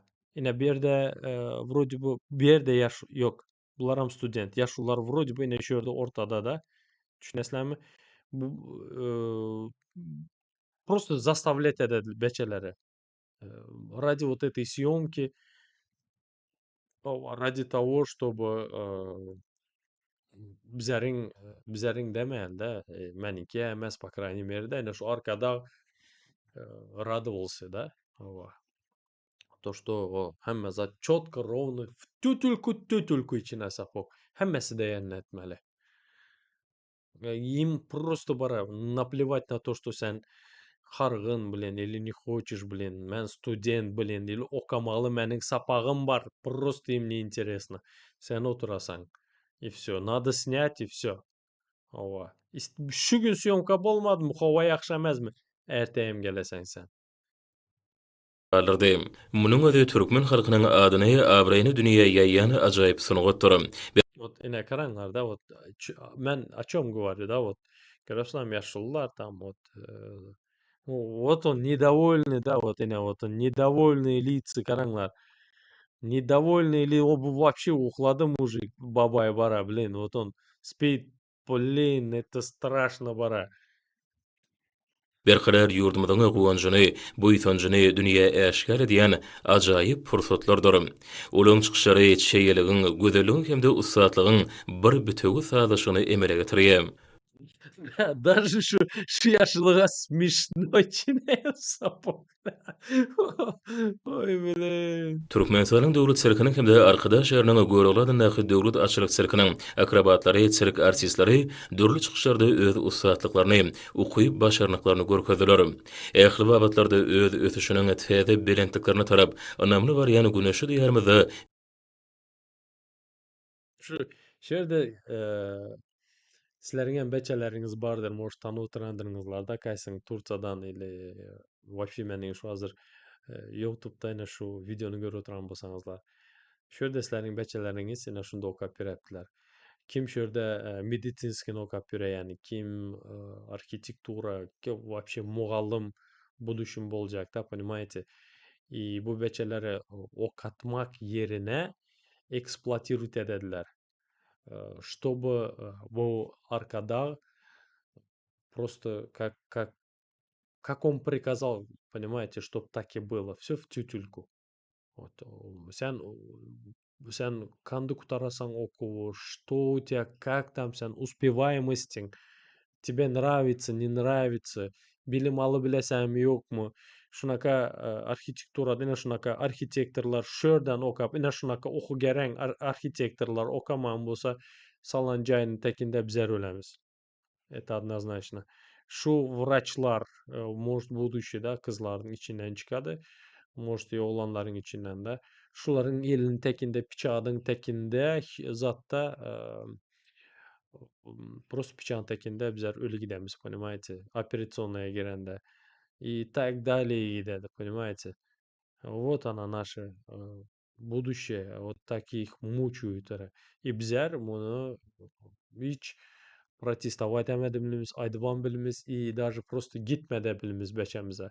Потому что okuldan açıslatede de родительler bunun için 10 yılını berendirler. İlece bir giden pul berendirler. Köpüsü maşın cayını satadılar, чтобы beçesini o kadar bilmek için.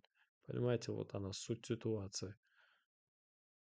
Medeniyet we sunugat babatda da düýpli özgörtmeleri amala aşyrylýar. Şowhunly çykyşlara tomaş edenlere bulgamda döreden ajaýyp mümkinçilikler üçin türkmen halkynyň milli lideri Gahrman Arkadamyda hemde hormat prezidentimiz Arkadagly Gahrman Serdarmyda hoşallyk sözlerini beýan etdiler. Да пошёл ты, чинем сапог, бля. Şu görkezi üçün благодарить ettiler. Да блин, вот düşündüňizler mi? Понимаете? Абсурд, это глупость.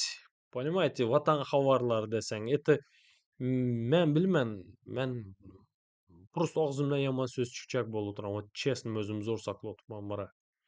Mesela, блин, вот это кошмар, Еще надо оказывается, бу эммеси благодарили его, блин, за то, что вот этот цирк показали, блин. İçineyem sapok. Sen bilet sat. Ova, gününü saatini ait, afişe et, reklamalarını ver, YouTube, TikTok, bütün platformalarda. По желанию adamlar gelsin. Это я пойму. И не все вот так, düşünezlenme. Это просто, я не знаю, şu zadın özü цирк, понимаете? Şu adamlar şöyle toplamasının özü. Ова. Еще надо его благодарить за то, что şu циркы görkezibildi bizlere, блин. Ова. Bizlerin beçelerin şu toplanan adamların isteğine karşı pokeru bara. Yurdumyzda giň ýerimde geçirilýän ýaşlarda ýeňşe bolany ihlas aýdyň duýulýar. Bu ýagdaý belent sepkitleň eýlenmegine aýratyn ähmiýetlidir. Häzirki ularda geçirilýän ýarşlar üstünlüklere beslenýär. Türkmenistan ykdysadyýet toplumynyň işgärläriniň arasynda geçirilen ýarş gyzykly häsiýeti bilen tapawutlandy. Türkmenistan dartary baş döwlet gullugynyň guramagyna geçirilen ýarş ykdysadyýet toplum 2025 kubok diýilip atlandyrly. Bu şäherniň maksady berkarar döwletiň täze ýamynyň galkynşy döwrüne jemgyýetimize sagdyn durmuş ýöreliglerini giňden ornaşdyrmakdan, beden terbiýany we sporty wagt etmekden hemde ösdürmekden, saglyk goraş we sport babatda halkara hyzmatdaşlygy pogtalandyrmakdan ibaratdyr. Türkmen Oğuzçylyk Üniversitetine geçirilen sport beýatleşikleri ruhy bilen betlendi.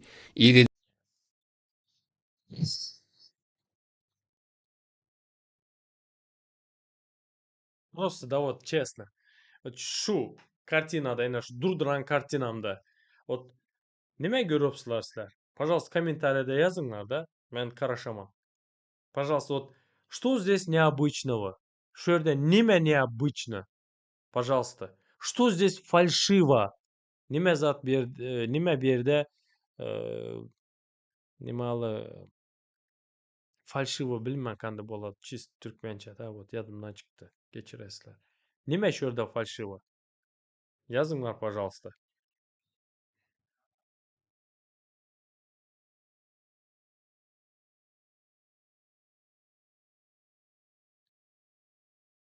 Kommentariye düşen yok.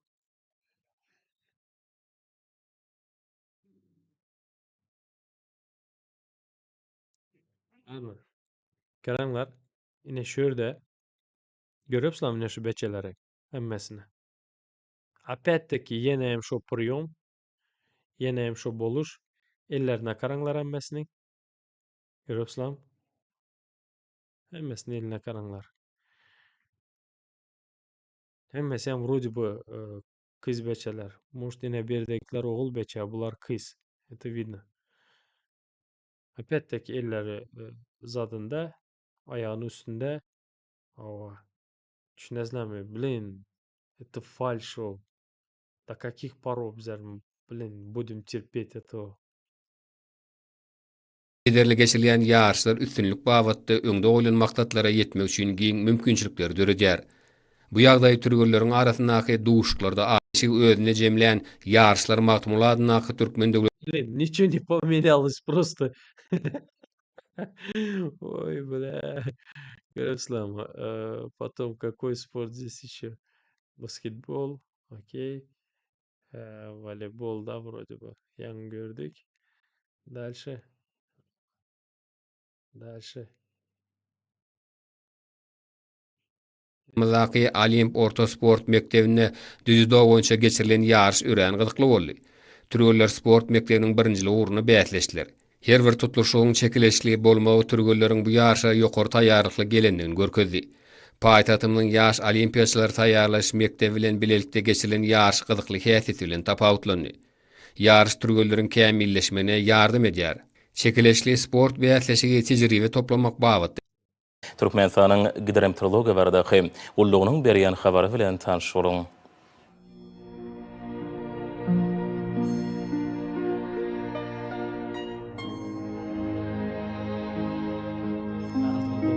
Bir yerde hemen nasıllar? Aýly gündüzine 34-39 gradus ısy, Kenarýa etraplaryna 20-25 gradus. Ahal vilayatyna Так, Ахал vilayatına. Men şunaka Telegram kanala patpisin. Hormatly izleyijiler, hormatly vatandaşlar. И şörde sere bir habar geldi. Насчет прогноза погоды, да? Сейчас, секунду. Men sizler azı bir görkezemem bu zatlar. Bir sekund. Прогноз погоды. Так, метеожурнал. Она, пожалуйста. Средняя температура. Это какой день? Средняя температура.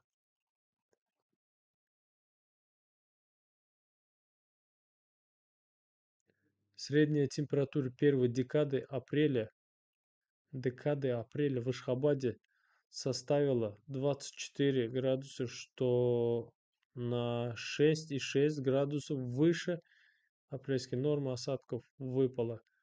0, короче. Ну, здесь я не попал, короче. В Ашхабаде 37 градус. Ну да, примерно. Yok, 24.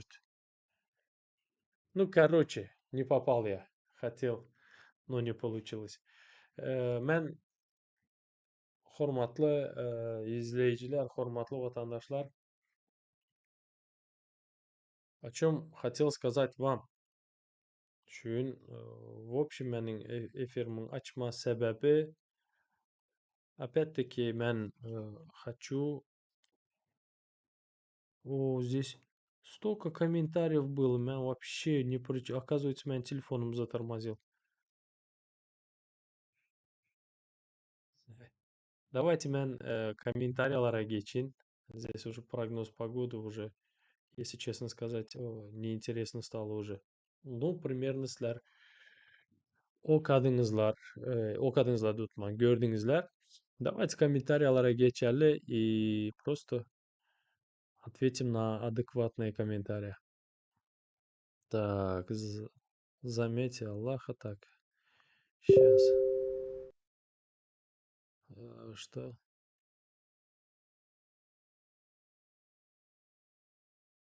Так, шулары. Неме?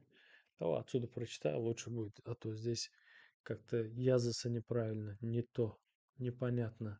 Arkada yalı kahraman balığımın içinde de бар Doğan da Pezan. Так, как ты думаешь, нафига народ это терпит? Может, народ ждет кого-то типа супергероя, что придет и их спасет, и спасет их. Может, им это нравится. Типа мазохизм. Есть мнение. Как вас там? Дильшот. Yok, дело не в этом. Просто şuň bizlerin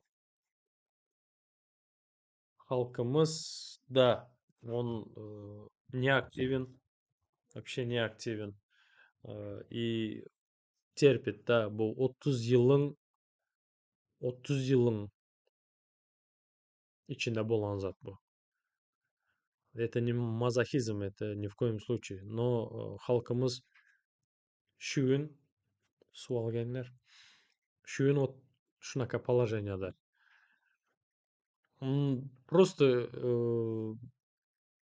пропаганда bizerde таким образом да işledi. Beni hazır gördüğünüz tek şu vatan havarları вообще Türkmenistan'ın havarları deyende ene şunaka klaunada ova. И bizerde полицейский структура şunda işledi, чтобы просто-напросто инакомыслен давят, да, инакомысленно. И качан sen полицейский bilen вот mende neçem rezek şunaka случай boldu. Kaçan sen полицейский aydasan, senin hakkın yok. Şu statya, yine şu zat, sen ne şu kanuna karşı senin ede oturan işin dese, sen neme köp bilen mi dedi. Anime köp bilmek zat mı, cenayet mı desen, yok короче. Zada dediler. Algıçak boladılar. Bizlerde вообще по беспределу все. Bizlerde 12'den son. Просто bu 30 yılın içinde yani şu güne getirdiler. Да, борьба барты, önem барты, но не освещалось, не говорилось про это. Если даже говорили, где-то там опечатали. Технология не та была, да? Hazır, машалла, TikTok, YouTube, bir giden platforma, и каждый инакомыслящий человек или просто желание собран адам açı bile oturan. И это хорошо. Шоң üçün надо еще чуть-чуть время. Bizlerem как бы противовес болмалы именно шу азырки болуп турган ситуация. Понимаете? Всему свое время. Это не мазохизм, это просто вакыты керек, вакыт керек, чтобы адамлар осознавали. Надо жить. Просто, понимаете, надо объяснить, что надо жить. И dünya обрезать келеміз. Да, студенческие деньги приходят через 2 месяца. Конечно, вы не требуете, хорматлы энелер. Сілер не бастуйте. Барып шо банка келлеңізе кеймез misiniz? Ha? Нем üçün шо структураны, шо министерство барып, шо bütün родительler болып, просто барып, наехать на них конкретно и потребовать свои права. Ова. Düşünesizlermi? Если barmı şu içine sapıp 3 manat neçe tengeden kurs, все, beresen kurtardı. Tam 100 adam, 200 adam gitmişler. Sizlerin beçeleriniz o kapirepti ya Rusya'da. Doğru mu? Надо за них бороться, за их права. Надо. Если etmesengizler da, конечно, 2 ay emez 3 ay еще взятка bilensizler. Взятка beresler и pul uzadasılar. Yani şonu dediler. Sussan, дыму otursan, конечно, они только по приколу просто кейпене dediler. Через 2 месяца так. Да потом эти студенты будут сидеть в самых высоких должностях. Не все, конечно, кимде пулы болса, yukarı postlarda oturады. Это Turkmenistan. Bizlerde любой bir işe girecek olsan, обычный просто, уборщик, уборщица болып girecek olsan, aytma yarım ставка это manatта алмыйдылар, взятканы долларда аладылар. Студентам нужны деньги, конечно. Два варианта. Или ишлисең, или окисең. Все. Одно из них. Но bizankiler всегда второе выбирает и ишлейдилар. Потому что уяндайын bir zatlar yemeli ya tam. Giyinmeli, yemeli, içmeli, defter, ручка dedi, eğim baş dedi. Это все деньги, проживание, там zadına tölemeli, okuğuna. Алейкум салам. Когда повысит плату за обучение Ведь ее очень мало, через 2 месяца уже все слишком поздно. Ну да, конечно. Тоталитарном государстве только так, пока не появится настоящий честный лидер, государство будет находиться в плачевном состоянии. Лидер. Мы әрқайсымыз бізлердің лидер, понимаете? И надо вот это понять. Любой birimiz әді білеміз. Любой birimiz çıkıp просто там в Туркменистане надо это делать, понимаете? Так сейчас азыбізлерде там лидеров много. ТикТок, Ютуб ашсаң, там лидеров много. Ну, много да, где-то десятки человек, да? Но опять-таки результат yok. Eden işleri yok. Maalesef, к сожалению, блин. Алишер, не давай им идеи. Потом они еще и будут заставлять покупать билет за свой счет. Дышат. Ова, да, есть такое. Может и, ова. Да. Блин. Ай, Мен просто это наше будущее, да, вот и наши студентларымыз, надо их беречь. Улар в любом случае, да, вот будущее наше. И мен знаю, да, вот это все içinden внутри, да, как их мучают, да, и как менин прямой эфирларыма заходят, да, вот эти студенты, и объясняют, рассказывают, да, у кого какие истории, да, и просто боишься за будущее, блин. Просто студентларымызы издеваются над ними. Это просто верхушка айсберга айда отырман. Там внутри что только не делают то с этими бедными студентами, блин. Где я могу с вами связаться? Ну, иншалла, мен телеграмму қоямын. Телеграммы затта описанияда қоямын. Хабарлашып білесіздер. Этот парень, что не читает комментарии на ютубе. Читаю, но я просто полностью прокомментировал и потом вот комментарий geçtim. Олар робот. Фальшивая показуха. Фальшивая показуха, это 100%. Сергей, конкретно это просто, это верх цинизма, я не знаю, я не знаю, как описать, но это глупо и это смешно бара. И aslında yığlamalı yerimiz да, но yığlап уже gözümüzde yaş kalmadı. Менің gözümde yaş kalmadı. Просто уже o stadiyadan geçtim, yığlamak stadiyasında уже gülmek stadiyasına geçtik, честно айтсам. Просто уже как бы как обычно bizlere öğrettiler да, это в порядке вещей болып отырамыз да.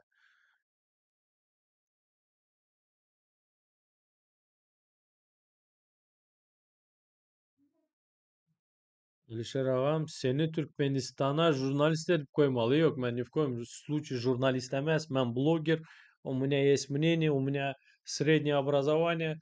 Мен 3 школда оқадым, 3 школда. Birinci, 3. класс, 4-cü, 7-ci класс и 8-9. Мен 9 класс оқадым, это времена Ниязова, да? И 3 школда оқадым. Bu школдан kovdular, bu школдан kovdular. Соңында вот это директордың өзі айтты вроде бы, да? Шуны үчлік білән болса ham оқу құтарсын, гитсин, короче, классынан қалдырмаңлар деді. И вот таким образом мен закончил. Но это не говорит о том, что мен не образованный. Yok, мен воспитан нормально. И, скажем так, мен көчеде, и мен свои көчеде мен вырос. Воспитание тоже родители дали. И плюс ко всему, мен бұзадың içine girеннен соң, да, как стал активистом.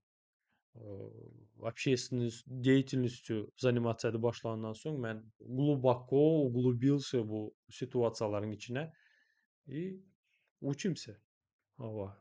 Өзүңүн хакыңды сорамай үчүн керекмиди гарварды кутармага.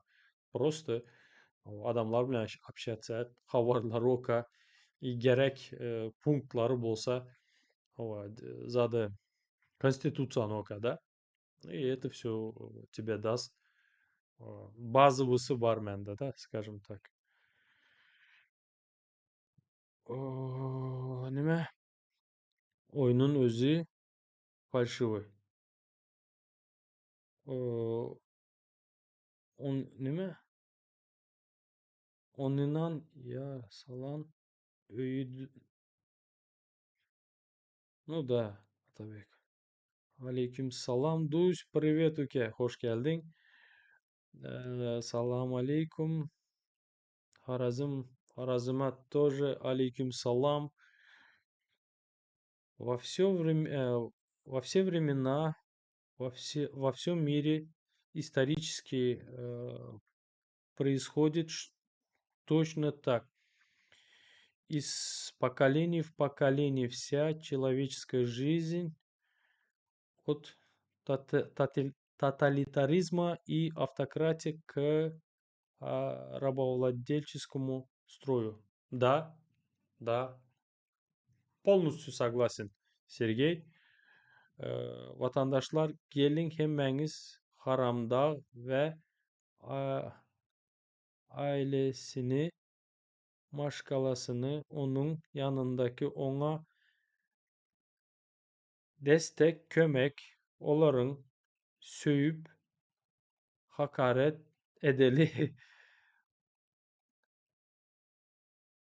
tankit edeli davay Türkmenler. Конечно, tankit etmeli обязательно. Потому что караңлар, шүгүн bizlerde, блин, просто это страшный кошмар. Оғлы, караңлар.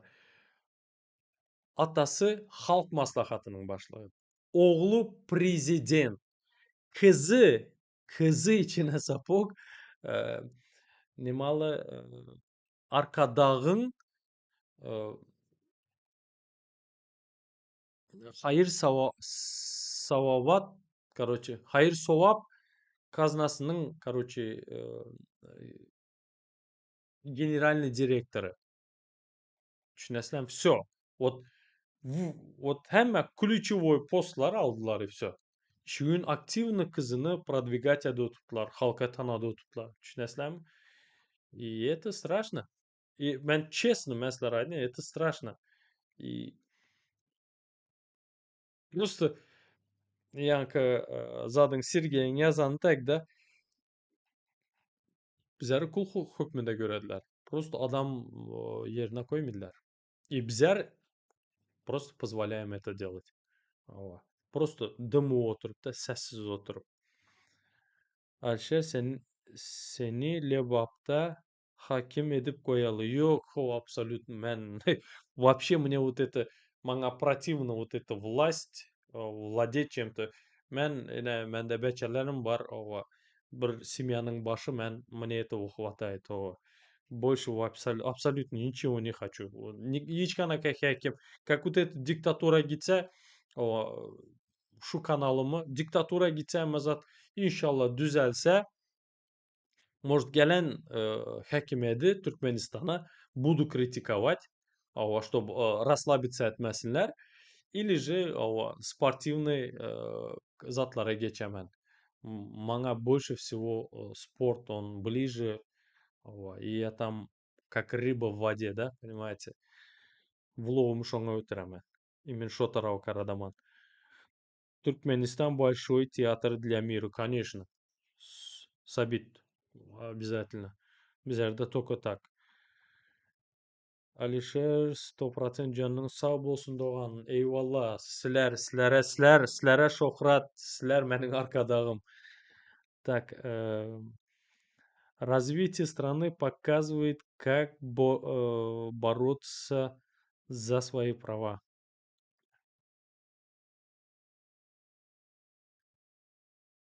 это вообще невооруженным глазом görünüp туран, честно. Вот просто ач, просто bir ezek gör, ова, и все.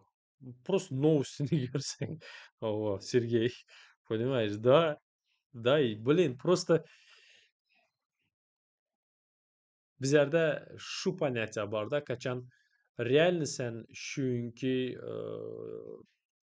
diktaturani да, скажем так, ina shuinki rejimni sen qachon критиковать etsang, к сожалению, bizlarda shunaqa vatandoshlarimiz бар. И их очень много, те, которые не понимают, да, ситуацияны. И nima dedilar?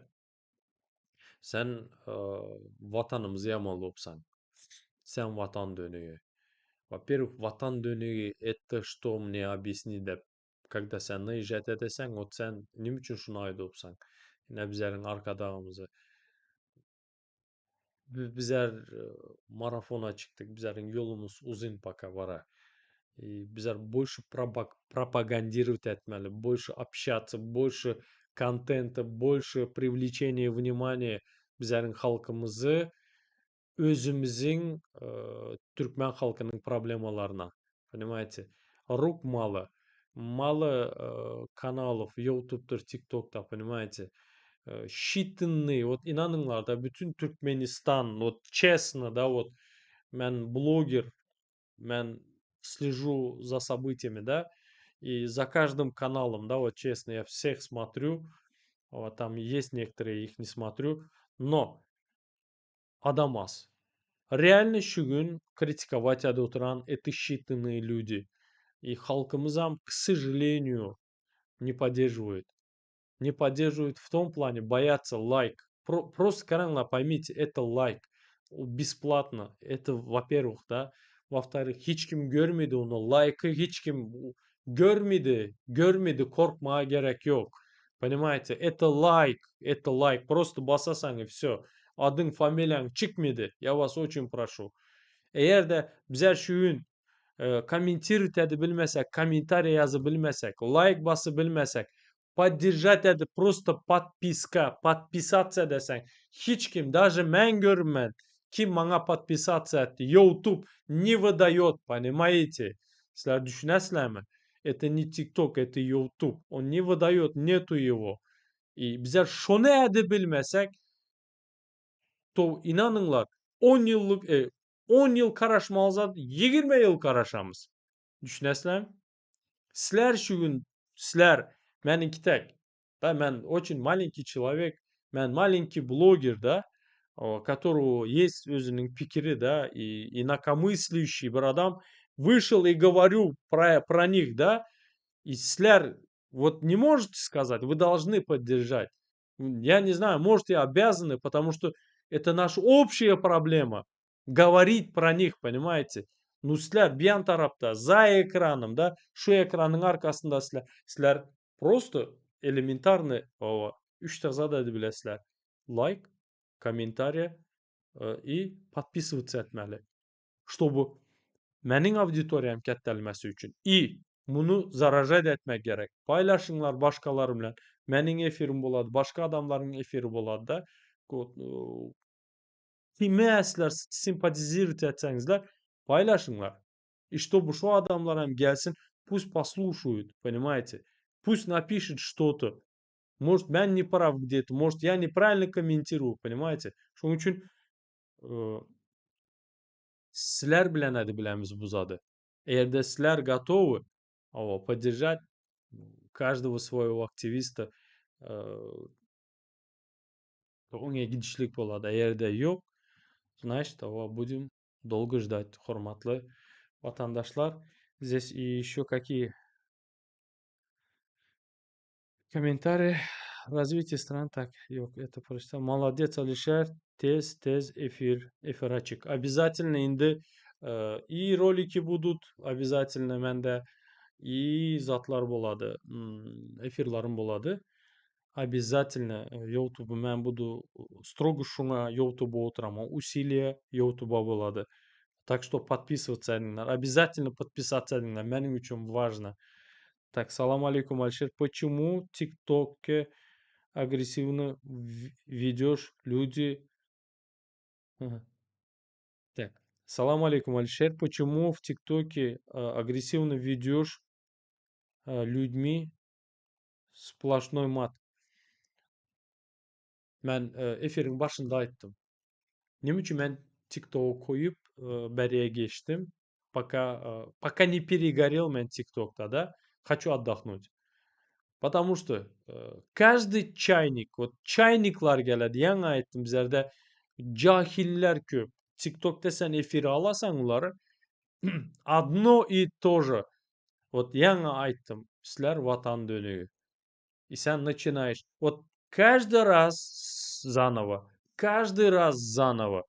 Каждый раз одно и то же объясняешь. Сон приходят такие чайники, не чайник, köpüsü чайник. Есть те грубонасосы, которых я вот называю hökmet söylerler. И ular seni провоцируют dediler да, на агрессивный разговор, понимаете? А мен долго не терплю. Мен сразу границаны чизаман, обозначаю границалар и просто, скажем так, мен улар тапить edemem, понимаете? Просто таплю, издеваюсь над ними, блин, чтобы народ понял, вот кто перед ними, вот gelen mihman да, mening efirma, düşünesizlarmi? И да, бывает маты. Мен такой, мен шунака. Любите, жалуйте, вот такой я, понимаете, и все. И я не знаю, да, вот читать, отвечать это лучше. Вот на данный момент, чтобы просто не свихнуться, да, вот, агрессиямы успокоиться, да, себя собрать, лучше ТикТок, лучше YouTube, чем ТикТок. ТикТок там, не знаю, мен азыр яңкы айтышыңыздай очень агрессивный янда, потому что как бы чуть-чуть подустал. Чуть-чуть подустал. Соберусь, иншалла, ТикТока я devam edemen и будем там тоже комментировать. Может и шунака edemen, чтобы bir yerdeyim zatta YouTube bilen ikisini bile bağlayman. Будет интересно. Оставайтесь со мной, да, короче. Мат, да, менда бар. К сожалению. Но мен работаю над собой. Работаю, это тоже непростая вещь. В Туркменистане есть высокообразованные и достойные люди, которые могут граждан Туркменистана поднять на высокий уровень на мировой арене. Уважаемый друг мой Алишер, и мы услышим и увидим достойных. Иншаллах.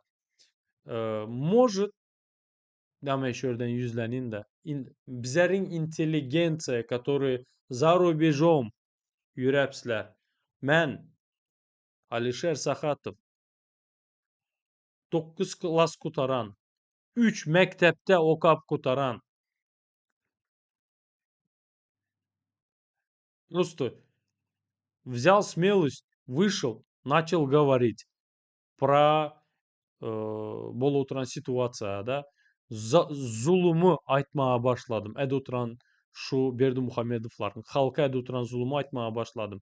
Сілер постыдитесь, мен со средним образованием, да, біздерді обычно айтадылар, у тебя нету образования dediler. Мне не надо образования такого, да, чтобы мен воспитан, мен знаю, Гарварды кутармая керек yok, чтобы өз хақыңы или же болып отырған ситуацияны описывать етмек, или же прокомментировать ситуацию. Не надо большого ума, просто надо прочитать и быть в теме. Düşündünüzler? Вы постыдитесь, bizlerin Türkmen интеллигенция, вас нету. Почему sizler yok? Çünkü ситуацияда. Bize menen bilemen то, что халк тайын емес, базар yok. Ну давайте вместе будем просвещать, будем освещать ситуациялары. Вместе, я не знаю, делать эфиры, я не знаю, надо что-то делать. Sizler спите, лежите, вас нету, понимаете? И bizler очень долго будем это говорить про это.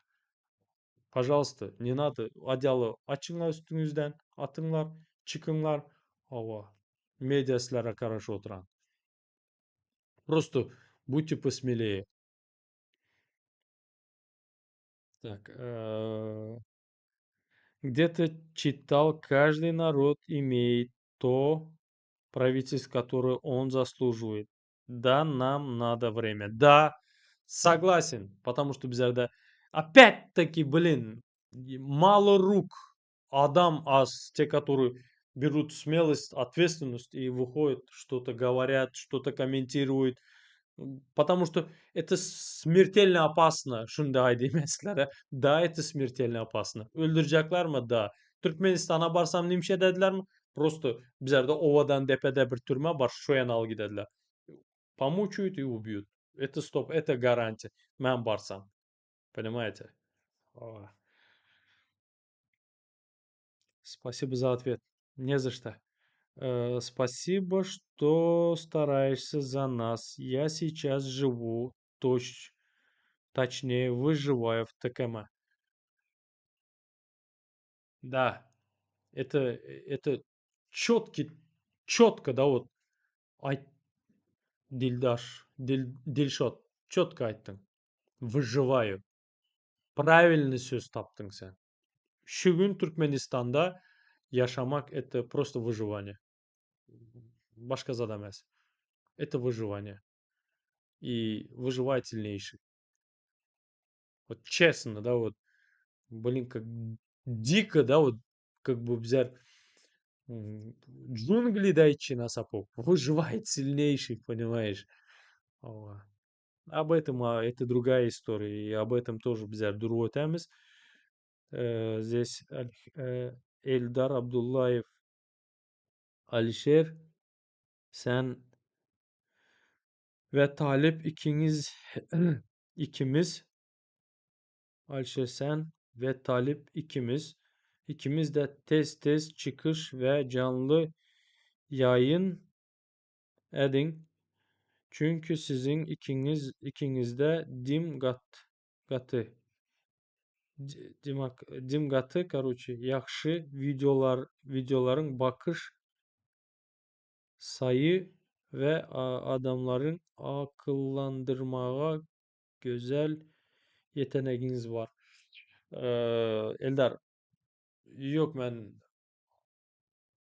özümü akıllı там birinden men ова akıllı da не могу. Ben özümün aklım ова birine как бы akıl vermeye пока я не думаю то, что мен дорос до этого, но менде просто мнением бар, и уважайте меня за мою смелость, да, за то, что шүгін мало кто может шуны эдебледі, понимаете, вот честно, да, и көп адам bizlerin aramızda, menin eğindeşlerimin arasında просто bu işi koyup gidenler var. Köp ular. Nahir dediler, men yanlışıp girdim. Yanlışıp men критиковать ettim или вообще şu недовольством bildirdim dep извинени sorap baranlaram var bizlerde. Bilen biledi. Gerek bolsa bir gün bunu hem kommentir edemizde üstünde durup ötemiz no.